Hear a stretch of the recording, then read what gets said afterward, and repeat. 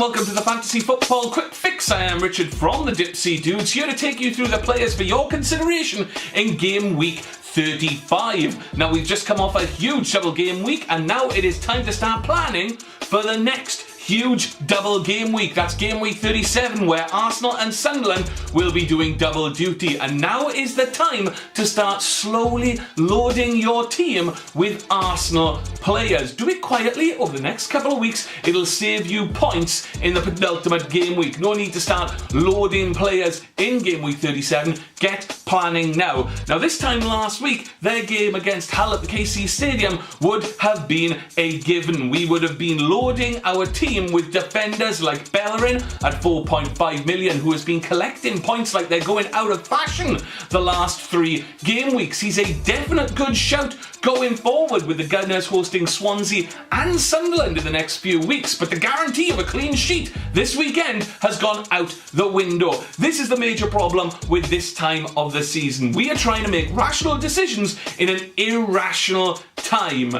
Anyone, except Newcastle, of course, can beat anyone, except Newcastle, in the league right now. It doesn't matter where you are in the league, because teams at the bottom are pulling out results out of nowhere. It is making it very hard to predict, much like Hull did in the double game week with their 2 wins and 2 clean sheets. Hull are now playing 5 at the back again, and it's come just at the right time. But for the sake of this game week, look at the Arsenal attackers first before bringing in the defenders over the next couple of game weeks before game week 37. You've got the likes of Ramsey and Sanchez doing well in attack. The only Arsenal player who's making me second guess is Giroud, who has been quietening down as of late. Has his form dipped? I mean, it doesn't matter, I don't think. He's going to be a popular shout in game week 37. There were a lot of managers who gambled on Remy for the double game week for Chelsea last week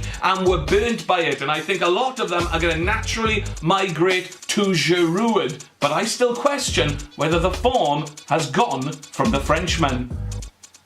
If you are looking for a striker who's in form and has a double game week on the horizon, then you should be looking at Connor High-Wycombe, who's managed to bag himself a goal and a bonus point in each of his last 2 games. And now the Black Cats host Southampton, who might very well have run out of steam. Thing is, I still don't think that Sunderland are going to be very good going forward. I think they're going to be shocking. But if you're looking at someone who is close to form in their ranks, then you've got to be looking at the English striker. If you're looking at a bench player to have, then maybe it's time for a defender that some fantasy managers have been obsessed with throughout the season, though I haven't seen anything about him to make me go as hog wild as some have. I mean, some have been talking him up and having him on their bench all the time. They've got abbreviations for him. I don't see what the big deal is. That player being Patrick Van Aanholt.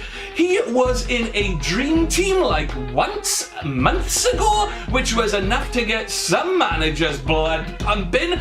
But for someone to put on your bench and bring him for the double game week, hey, he'll do. He'll do.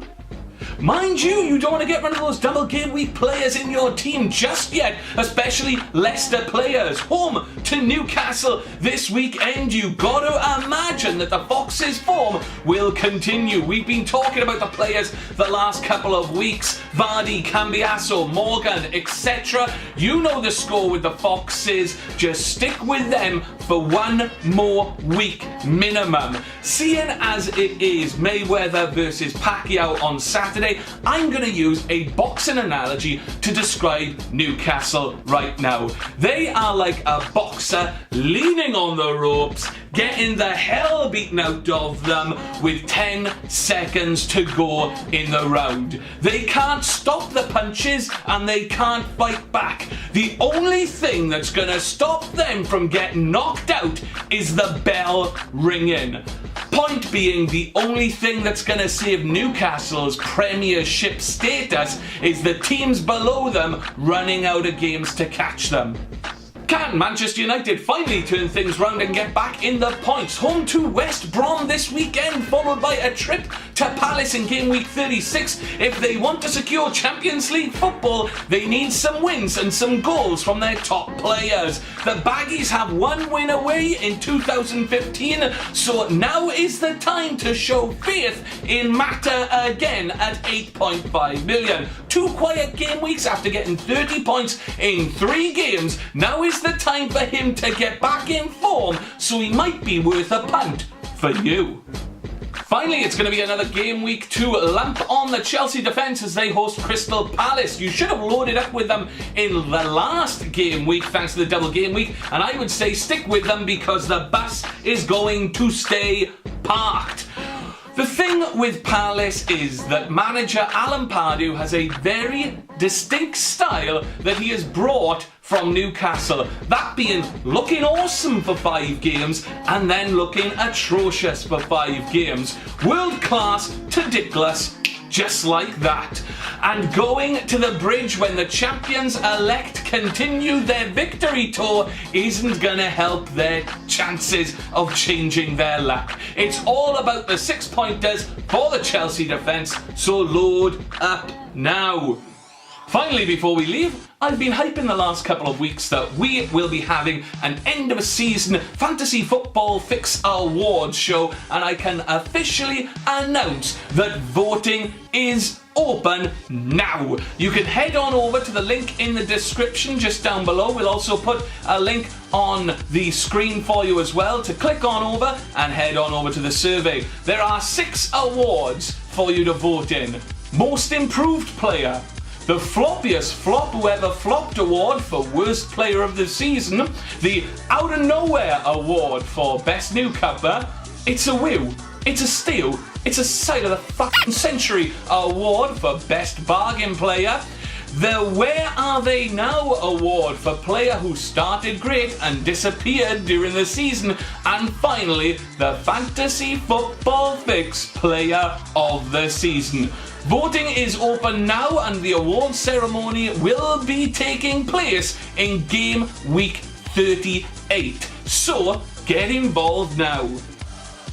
Right, that's about it for this game week. Thank you very much for joining us. Remember, if you like what you see, click like, leave us a comment, or hit subscribe to ensure that you get the latest DipsyDudes episodes as soon as they are released. We have a social media presence on Facebook and Twitter, as well as a discussion group at fiso.co.uk.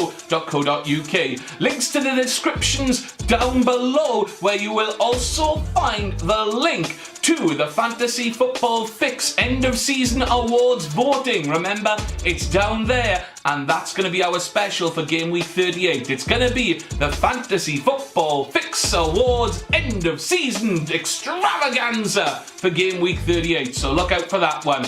But until then, thank you very much for watching. We will be back next week with a full episode with the Dream Team and an update of the DipsyDudes Divisional Championship as always. But until then, good luck to all you managers in Game Week 35 because the end is nigh.